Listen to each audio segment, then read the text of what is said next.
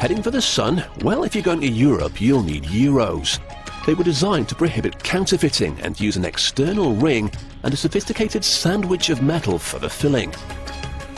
Life of these high-tech coins starts out here at this enormous scrap metal junkyard, where mountains of recycled copper are being prepared for use. They're squeezed by an immense hydraulic ram which makes giant cubes of the stuff, weighing in at 8 tons each. They're then sent to the foundry where the copper is melted down. Molten copper leaves the furnace at 1200 degrees Celsius, emitting brilliant green flames. But this is only the first step. We've got the copper into a workable form, but there's still plenty more to do. First, the metal must be cooled.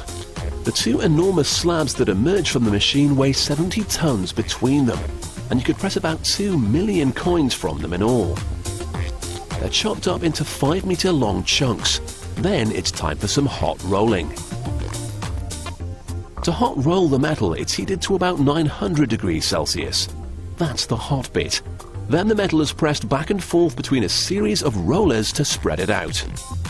Hot metal is far easier to manipulate than cold.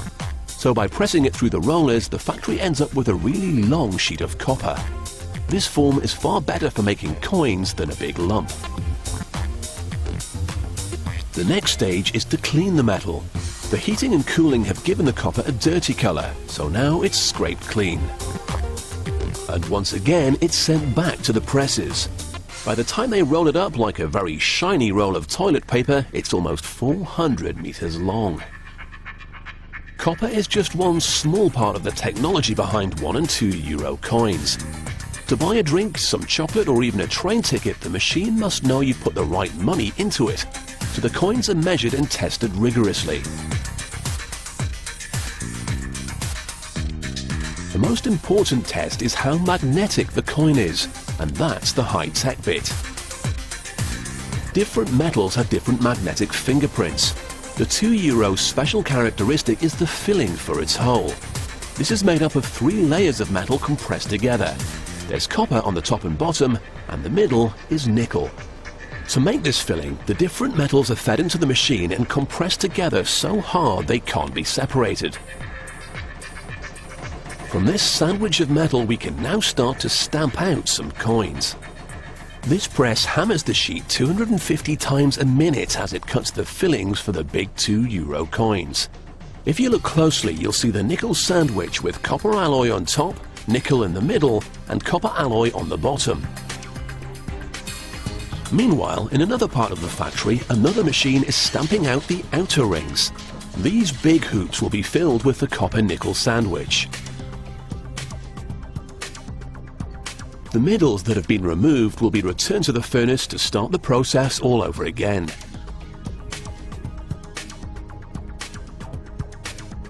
The rings are a little dirty, but a quick bath in acid mixed with ball bearings grinds away the filth, leaving them sparkling and ready to be turned into money. So we've got our outer rings and we've already made up the fillings, but there's still something missing. All of our pieces are blank bits of metal. A template is needed to turn them into coins.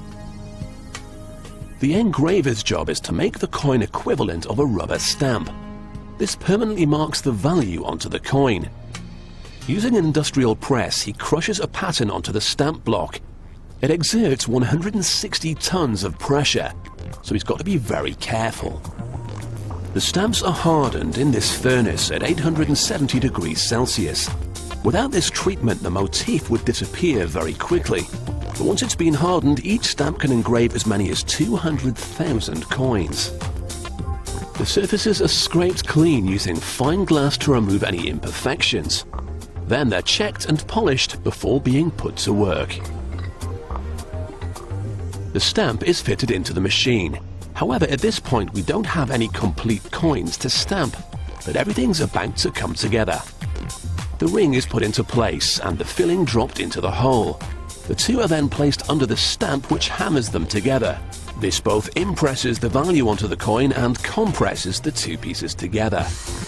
What emerges from the pipe is a brand new 2 euro coin ready to be spent.